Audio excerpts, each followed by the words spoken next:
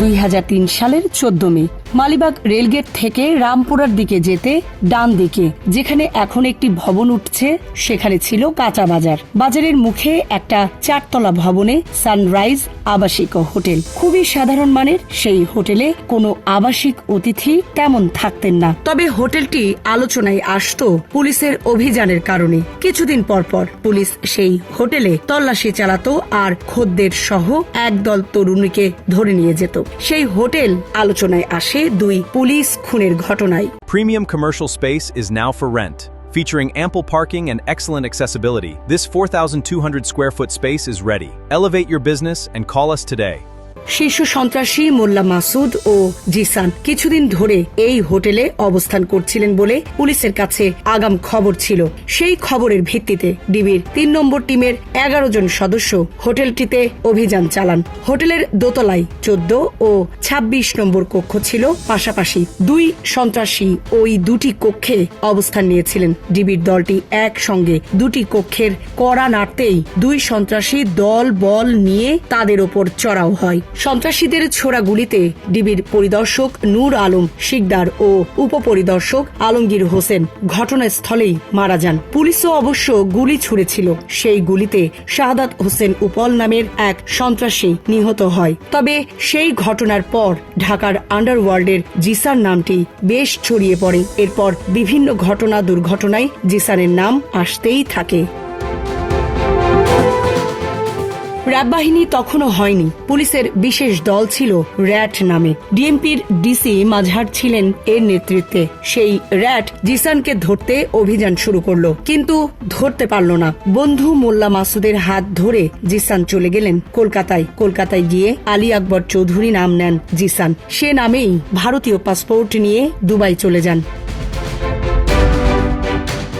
কুমিল্লার ছেলে জিসানের জন্ম 1970 সালে ঢাকার খিলগাঁওয়ে। এলাকায় ছোটখাটো মাস্তানি করতে করতে একসময় পুরো দস্তুর চাঁদাবাজও হয়ে যান। 1998 থেকে 99 সালের দিকে খিলগাঁও এলাকার সন্ত্রাসী আসিফের সঙ্গে মিশে অস্ত্রবাজি ও খুন খারাপিতে জড়িয়ে পড়েন। ওই সময় ঢাকায় কালা জাহাঙ্গীর গ্রুপের সঙ্গে তাদের বিরোধ ছিল তীব্র।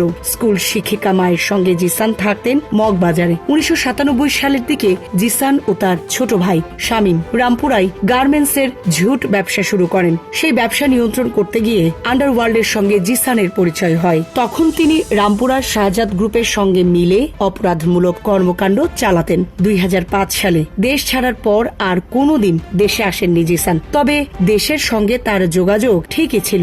ঢাকায় থাকার সময় ঠিকাদার জি.কে শামীমের সঙ্গে জিসানের ভালো সম্পর্ক ছিল। বিদেশে পালিয়ে থাকার সময় শামীম তাকে ব্যবহার করতে শুরু করেন। যে কোনো ঠিকাদারি কাজ বাগাতে জিসানকে কাজে লাগান শামীম। 2012 সালে টেন্ডারবাজি নিয়ে মগবাজারে 3 জনকে খুন করে জিসানের লোকেরা। ওই খুনের পর জি.কে শামীমের বাসায় তল্লাশি করেছিল ডিবি। খুনের ঘটনার পর শোনা গেল রাজুক থেকে শুরু করে রেল ভবন, গণপূর্ত ক্রীড়া পরিষদ, পানি উন্নয়ন বোর্ড, যুব ভবন, কৃষি ভবন, ওয়াসার বিভিন্ন অঞ্চলের দরপত্রের নিয়ন্ত্রণ নিতে জিসানকে ব্যবহার করছিলেন শামীম। জিসানের হয়ে ফ্রিডম মানিক ও আইমান টিটো সবকিছু নিয়ন্ত্রণ করতেন। এক পর্যায়ে যুবলীগ নেতা খালেদ মাহমুদ ভুইয়ার সঙ্গেও সুসম্পর্ক গড়ে ওঠে জি.কে শামীমের। তখন খালেদের সঙ্গেও জিসানের ভালো সম্পর্ক ছিল। খালেদের মাধ্যমে জি.কে শামীম যুবলীগের একটি পদ পেয়ে জিসানের সঙ্গে লেনদেন বন্ধ করে দেন। নিজেরা রাজনৈতিক প্রভাব খাটিয়ে কাজ বাগাতে শুরু করেন। এক পর্যায়ে জিসানকে টাকা পাঠানো বন্ধ করে দিলে জিসান ক্ষুব্ধ হন। এরপর জি.কে শামীম ও খালেদকে হত্যার হুমকি দেন জিসান।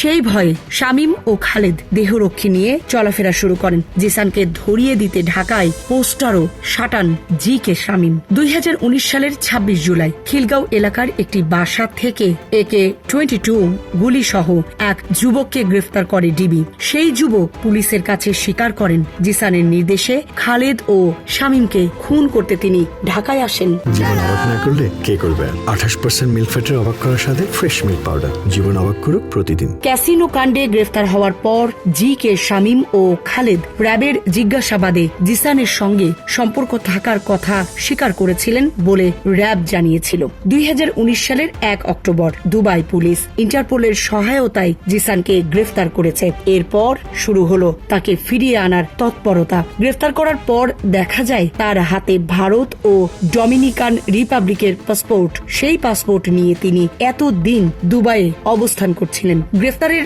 10 থেকে 12 দিন পর জিসান জামিনে মুক্তি পান। এরপরই তাকে ফিরিয়ে আনার সব তৎপরতা ভেস্তে যায়। জিসান এখন দুবাইয়ে বসে গাড়ি ও রেস্তোরাঁর ব্যবসা করছেন আর খাবার চিবোতে চিবোতে মরুভূমিতে বসে হয়তো ব্যালে ডান্স দেখছেন। সামরিনা প্রীতি, ঢাকা এক্সপ্রেস।